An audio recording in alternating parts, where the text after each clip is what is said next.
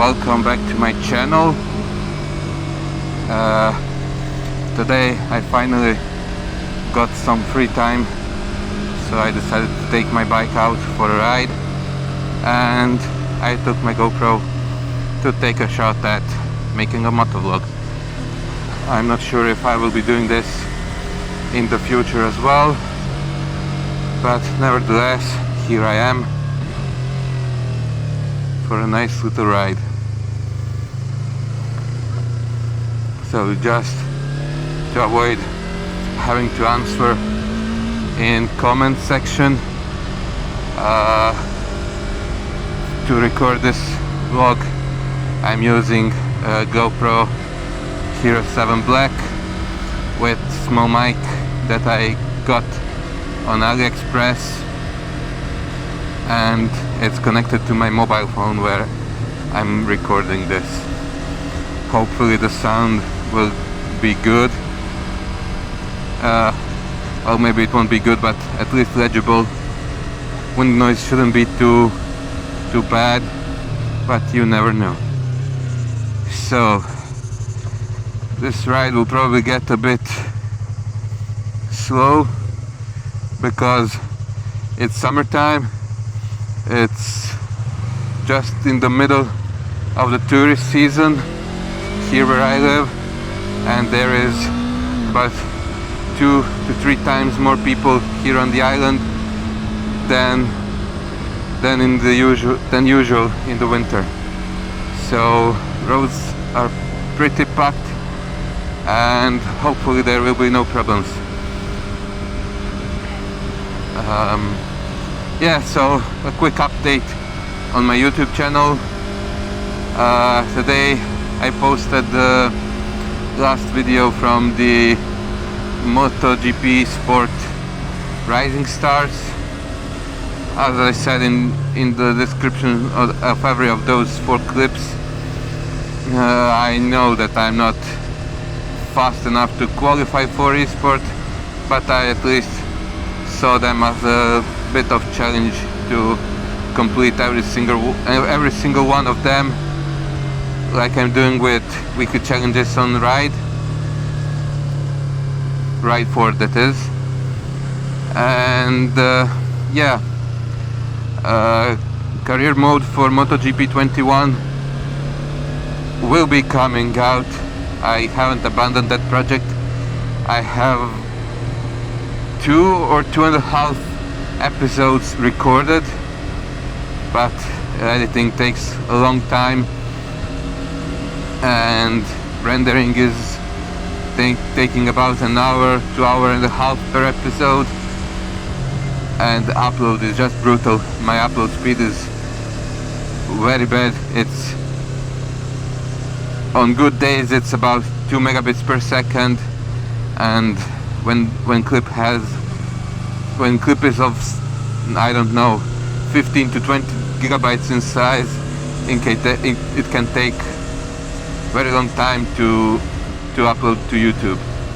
So yeah, that's the main reason why you still see Ride 4 weekly challenges and eSport Rising Stars videos coming regularly, but those from MotoGP 21 career are not that regular. Okay, so about the bike I'm riding, it's 2019 Yamaha R3. I got it new in the summer of 2019, so it's just over 2 years that I had this bike. I've done about 8,500 kilometers on it. There would be more, but certain pandemic stuff happened and some of my plans got cancelled. Yeah, this bike is great. I've just about 2 months ago I went to dealer and got all 4 recalls that were on it done. There was a problem with brake lever. That one I didn't have to change, but they had to check if it's from a series that was faulty, and there was a faulty series of brake levers that could break off in use, but I luckily didn't have that one. But the one I had to do was that brake line for the front brake and wires from the horn were rubbing on each other, and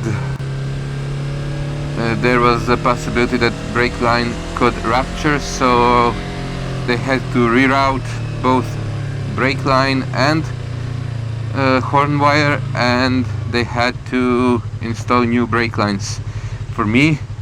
And also there was a problem with red reflector on the license plate holder that wasn't in accordance with EU regulations, so they had to change that one. And there was also one that was kind of funny for me, that had problems with VIN number plate. So there was a possibility that the sticker that is here next to my steering had different VIN number on it from the one that is engraved in subframe, but that one also was correct, so they didn't have to do anything about that.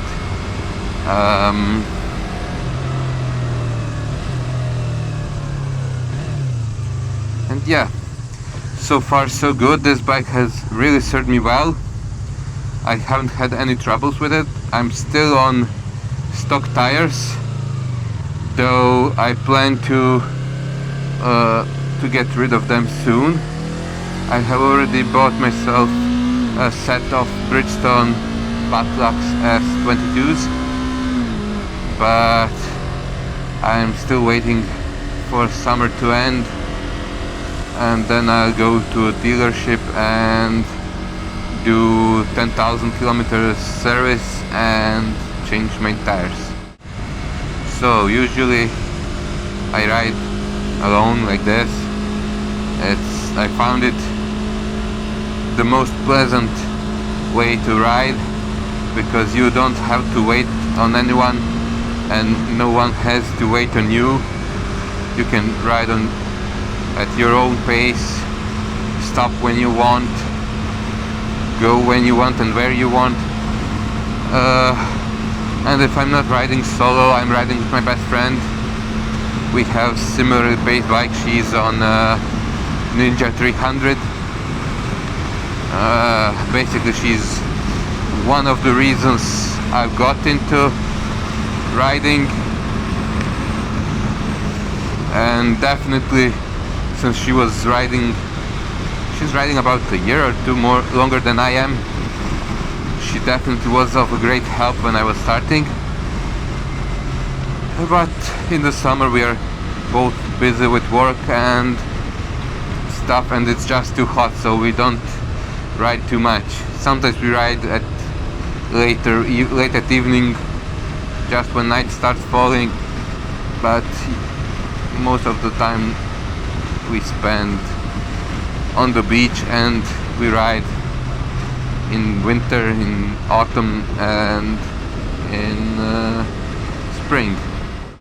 Yes, I have been saying in some of my Ride 4 weekly challenge videos from about a month or 2 months ago, I also changed my workplace just before this summer, and it took me quite some time to get used to the new schedule.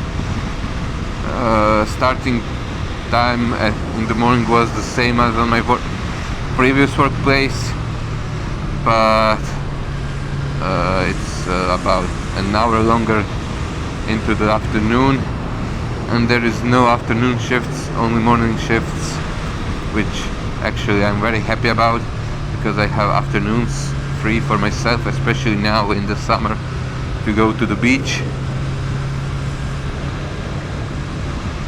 And yeah, That's and also on Saturdays I have shorter day at work, which is again great. It's about 2 hours shorter than on weekdays, and every Sunday is free day. If I sound a bit out of breath, that's because it's really hot here. Today is like first day in about a week that the heat wave has let off a bit, but it's still real hot, and I'm not really a warm weather person. I like it more when it's cold or colder. I don't like it cold either, but when it's between 10 and I don't know 15 to 20 degrees Celsius, that's when it's the most comfortable for me. Some people that I know like it when it's like this because they're always hot or cold, I should say. And yeah, so now here we'll come soon to the place that was actually this main road before. Now the road has been taken a few meters closer to the hill, and it's nice viewing point on the sea.